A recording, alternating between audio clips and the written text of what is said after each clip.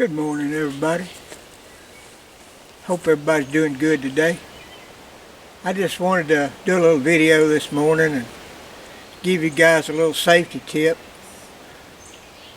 Probably most all you old timers already know this, but it might be beneficial to some.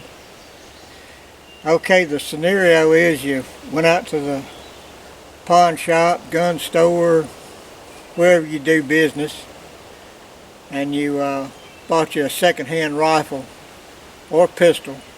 You bought you a second-hand firearm, let's just put it like that.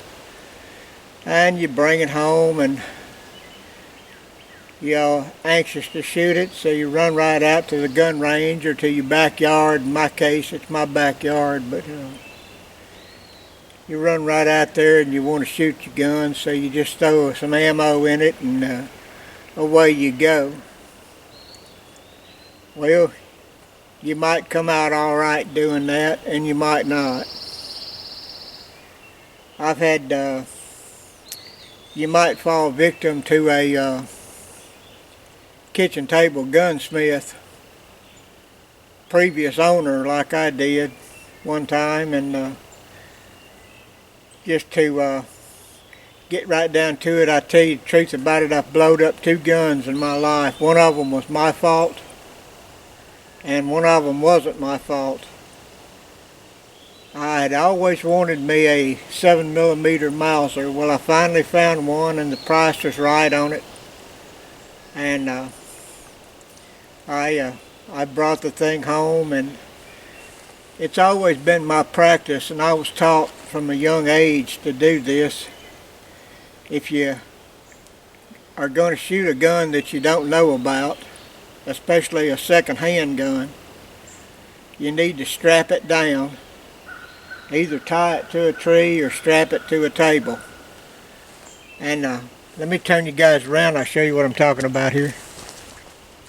Okay, we're back. This is my rifle. It's not a second-hand rifle. I bought this rifle brand new, and I've shot it many times. But I'm just doing this for demonstration purposes.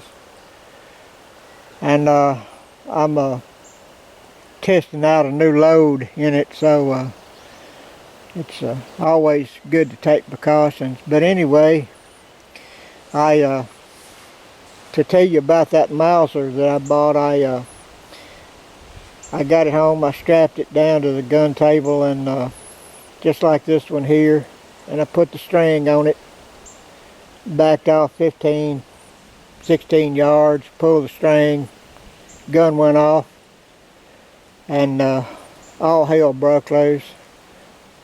Blew the back side off, and it had one of those back sights with a V notch, and then it had a ladder that you raised up like that, and then it had an elevator that you pushed the buttons and raised it up. I'm sure most of you get the picture. Most of you had already seen those kind, but anyway, it bent that ladder side. It was no longer like this.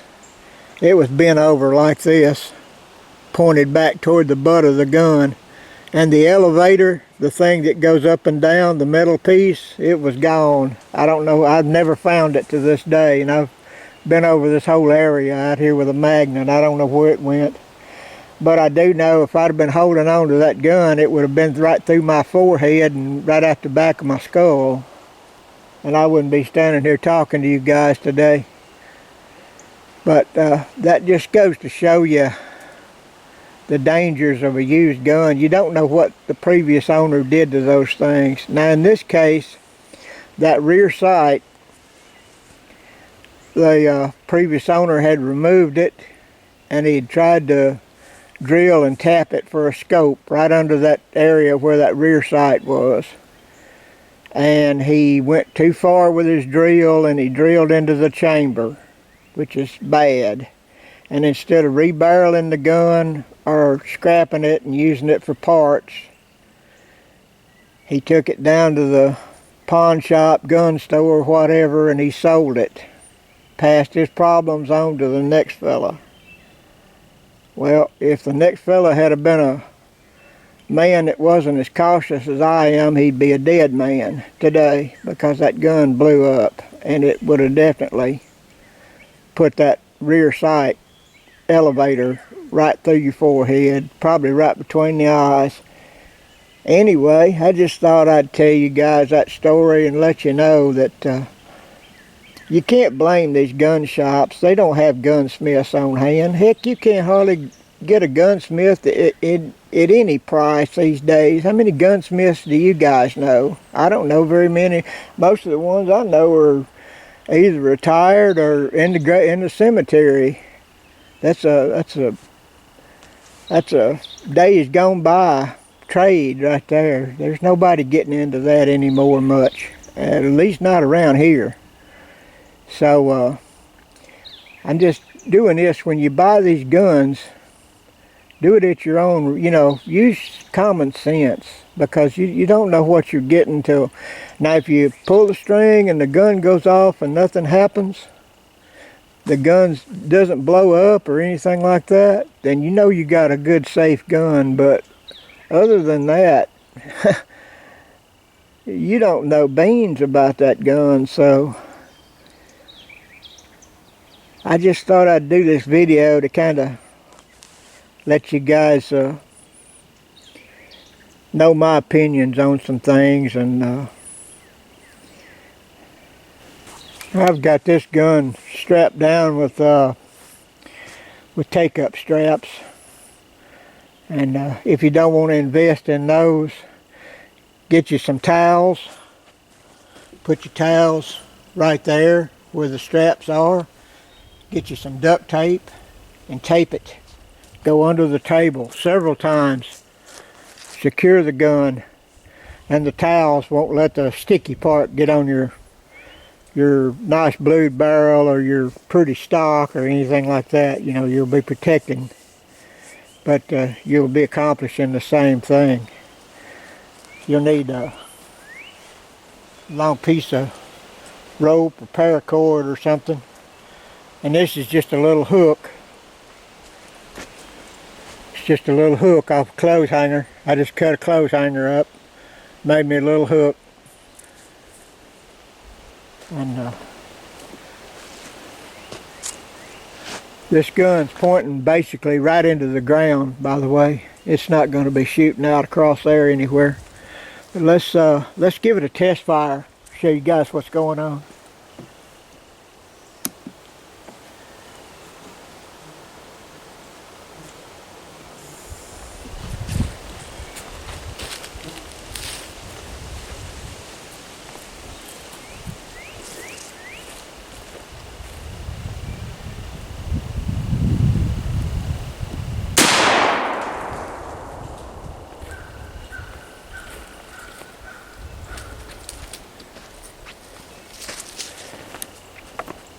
Alright guys, don't look like nothing blowed up. I think we're going to be okay. Let's look at that primer. Here's that fired case, guys. There's no pressure signs or anything on that primer. It all looks good. Nothing flattened out, or the rifle opened right up when I pulled the lever, so there wasn't any chamber and pressure in the chamber to stick it or anything like that. So that's another thing with that Mauser. When I fired it that time, and it blew up. When I went to work the bolt, I immediately noticed that the bolt was froze in place. That's a pressure sign. When the bolt sticks like that, I had to take a rubber mallet and beat on the bolt handle to even get the bolt opened up. That's how much pressure was coming out of that gun. But